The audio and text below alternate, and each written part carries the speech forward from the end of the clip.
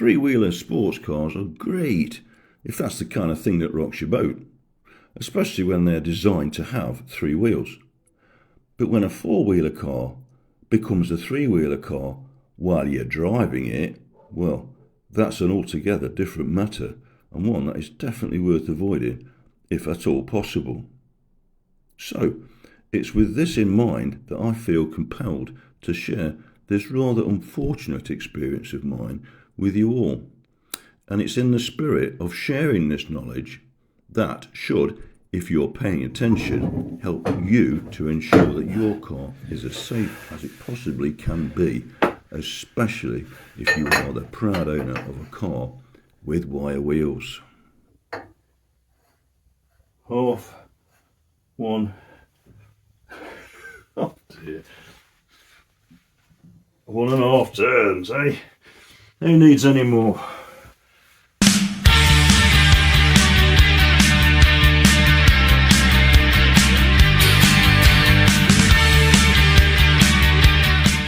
Wire wheels. Yes, I've had a few issues with wire wheels, and here's another one, I'm afraid. One that I didn't want to find, one I hope I wouldn't find, but I couldn't ignore it once I'd realised there was something wrong. Basically, I've seen a few videos, I've seen far too many videos of cars, particularly old ones at Goodwood, where the wheels have coming off, wire wheels. There's probably a reason why they come off when they're racing, and it's something someone's told me recently I wasn't aware of, but it makes complete sense. But you've not got the same kind of scenario on the road. However, you still want your wheels to stay on your car, you don't want them coming off. So wire wheels need to be attached in a certain way, like everything on a car. If it's going to be safe, it has to be attached a certain way. It has to conform to certain conditions so that it can operate effectively and give you a long service life and keep your wheels on your car, because that's the very last thing that you want when you're driving down the road, is for your wheel to come rolling past you, and it does happen. I think what happens with wire wheels in particular is quite a quirky subject, and I think a lot of people put their faith entirely in reputable companies that know exactly what they're doing and can deliver you exactly the right components that you need. And that's exactly what I did 40 years ago when I bought my Y-wheel kit for my kit car. It's basically a conversion kit for converting the Vitesse, which has 13-inch wheels, converting it to 15-inch wire wheels. So put my trust, all my faith, blind faith if you want to call it that, in a company. They supplied me everything that I needed, fitted it to the car, and never thought anything about it until recently. And once I discovered this, I'm afraid I just couldn't ignore it. So in my usual fashion, I've dissected it all completely, had a lot of help from people on Facebook, and this little video is going to explain all about exactly what I found and how I have arrived at the conclusions that I've arrived at, and at least for me, in my situation, identified the cause, the reason for my particular problem. So stay tuned, and hope you enjoy it, and I hope you learn something from it. Let's count. We put the spinner on, find the biting point where the thread just starts, which is about there. Okay, now let's count. 1, 2, 3. No, that's wrong. Let's do it again. A turn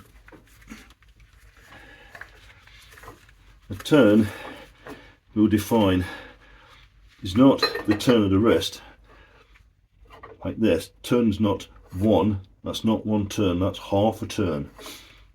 Okay, so a full turn is 360 degrees. So let's do it again. Half, 1, 1.5, nearly 1.5. Not quite. Not. Try it again. It's getting worse. Right.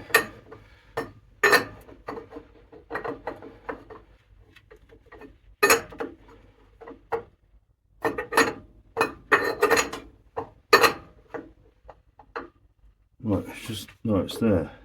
Lighting point. Okay. Half. One.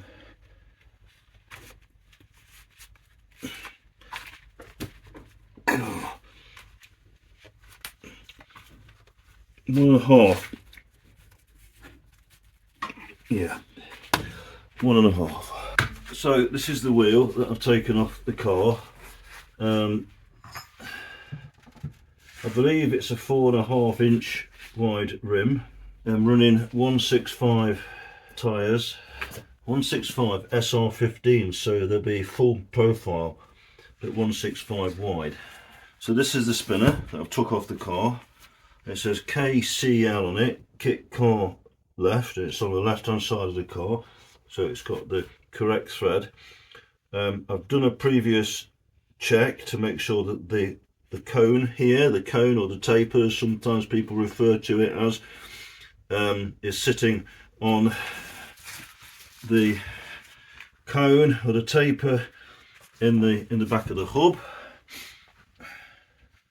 Let's just give that a little bit of a wipe. It's just got a bit of paint on.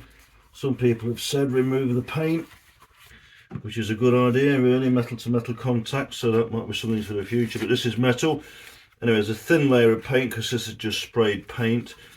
So I'm going to insert this and do a drop check. So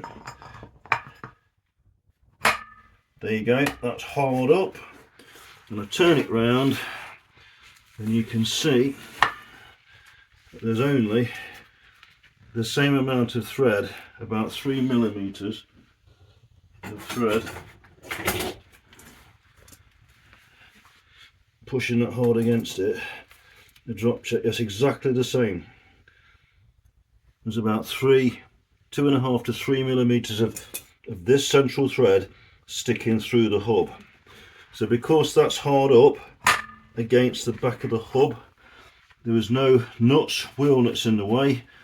So I've said previously these are the correct wheel nuts on there and studs and everything, so they fit fine on the car, and this seems to fit, well, just fit exactly how it should do in the back of the hub. So there's no, you know, you put your finger, there's enough clearance there to for the nuts to clear. And if the nuts have been in the way, they would have made marks on the paint around here. So the nuts aren't the problem, the adapter's the problem. So I'm now going to do some measurements of the adapter from the measurements that have been sent, and compare them to what Mark Powell, I think it's Mark's, that sent me some measurements. So that's what I'm going to do next. So that's sitting nice and flat on the bench, so we can do some drop checks quite easily on that. I'm just going to use this little Stanley square, and Mark sent me a dimension from the end of the hub to the back plate to that face there. So that's what I'm just going to measure now. That measures, yeah, just under 100. So Mark said, so that's about the same.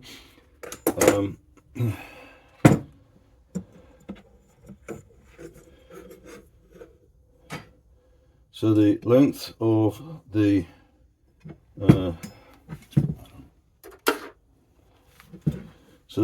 thread is just over 35. So from the splines to the end of the thread, it's probably 35, 36, 37. And then from that face there, from the end of the cone, that's face there, across the splines, is measuring about the same, 30, 37. So the only thing I need to measure now is the wheel. the width of the wheel, because what I think is there has to be a connection between the length of the adapter for the width of the wheel, which seems obvious really, because the wheel sits on that cone and there's another cone in the back of the spinner there. So there's a cone deep down in the spinner and that fits on the outside of the wheel. So the other thing, when I put the spinner on, so let's just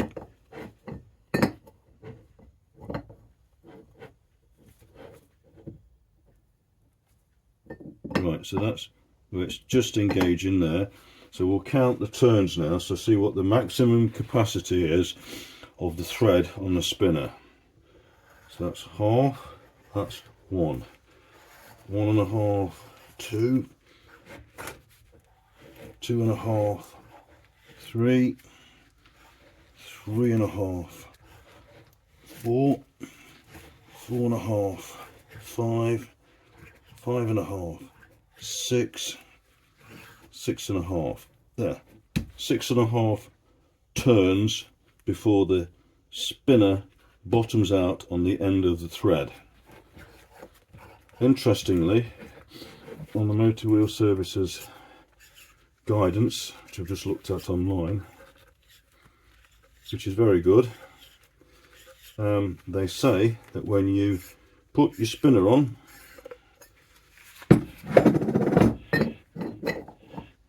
that's it, when you put your spinner on, you should hand tighten it 3 to 3.5 turns before you hit it with a hammer. So I think from reading that, I understand it that there should be at least 3.5 turns on the spinner to tighten it up as a safety margin. Right, let's just find the biting point of this thread.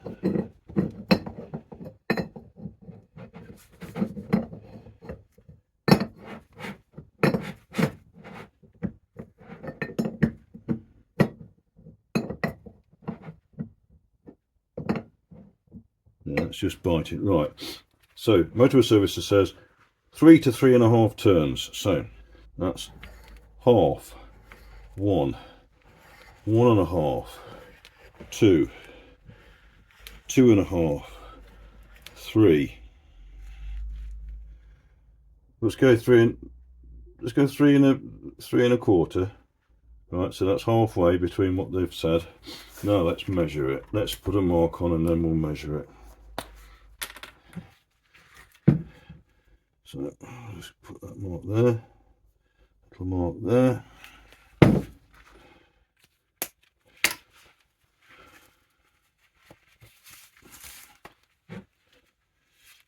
You can see the mark just there. Just take it off.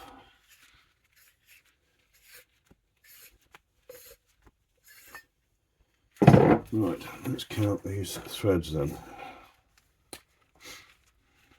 So that is 1, 2, 3, 4, 5. That is 6. That is, if that was another quarter of a turn, that will be 6 threads. So it's between 5 and 6 threads, hand tight. So that's saying that you should be able to put the nut on and turn it hand tight, and it should consume 5 to 6 of those threads on this 10 thread on this length of thread here, which is 10 threads.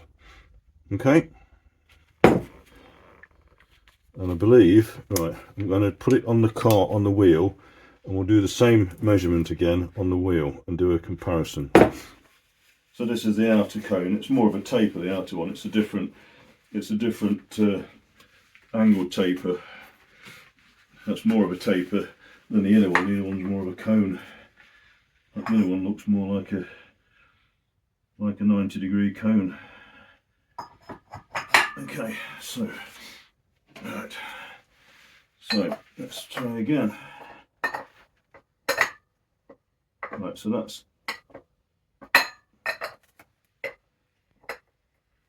Let's take the glove off, make sure we're not getting anything trapped. Right, so that's engaging there. I can't pull it off, so let's count. It's a hand tight, half, 1, 1.5.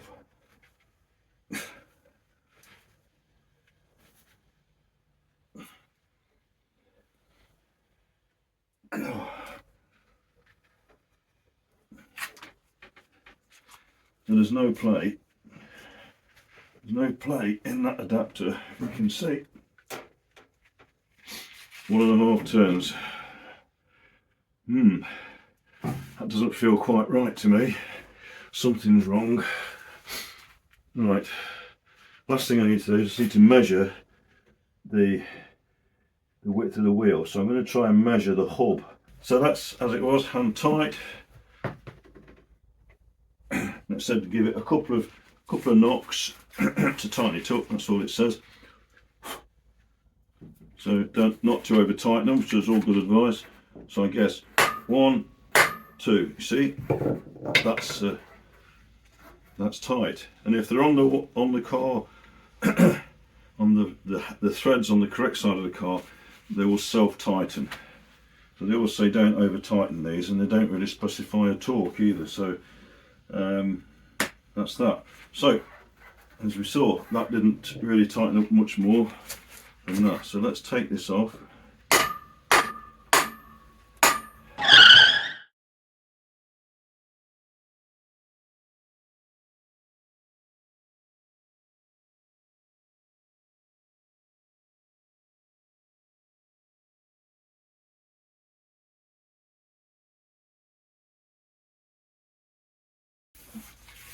I thought it said on the wheel what size they were. I mean, I just took this all for granted that back in 1984, when I bought this lot brand new, and it's been nowhere, that everything was kosher and exactly how it should be. As I'm sure a lot of people have done. But I know for a fact that the wheels and the hub adapters are made in India. You thought back in 1984 they would have been making them in England, but then again, what is made in England, especially these days? Nothing.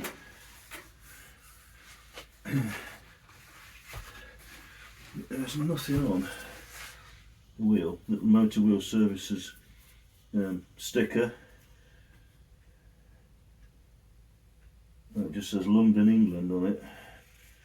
So I just had one final thought. I'll just do a quick drop check, or a dimensional check on the length of the studs sticking out of the from the hub, and they are coming in at 20 millimeters, and the special wheel nuts with the 90 degree included angle, they measure overall 14 millimeters to the end of the cone. So the overall length about 14 millimeters. So we'll put the hub adapter back on, and it's these coats, the 90 degree included angle in these nuts that position, because the cone is quite loose, it can move around. So like your road wheel, your road wheel is positioned by the cone in the wheel nuts. So it's exactly the same on here.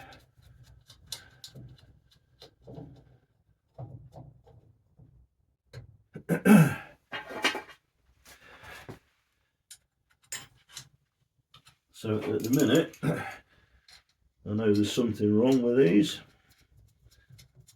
but I don't know what yet. The other thing I like to do, get a socket, and I've actually ground it down so that it actually clears this face here and fits over the nut, so you can actually torque these up, which I will do eventually, but they're just going to be nipped up for now because the car's going nowhere for quite a while.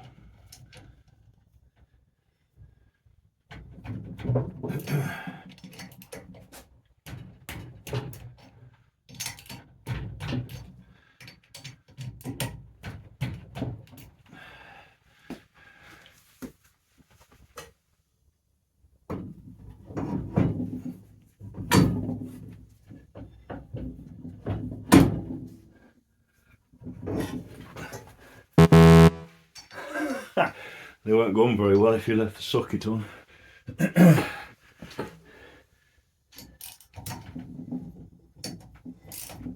There you go. Right, try again.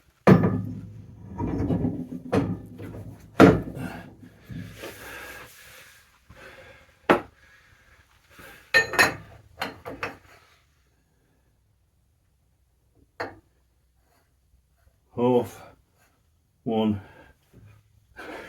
Oh dear. 1.5 turns, eh? Who needs any more?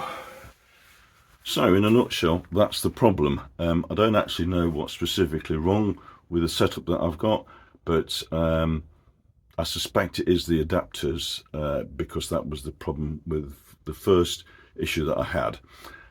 Anyway, I'm rather glad that I've found the problem rather than it finding me, if you get what I mean. I will be getting in touch with Motorway Services, who supply me with the conversion kit, and I'm anticipating some help from them, as they were very helpful the first time round.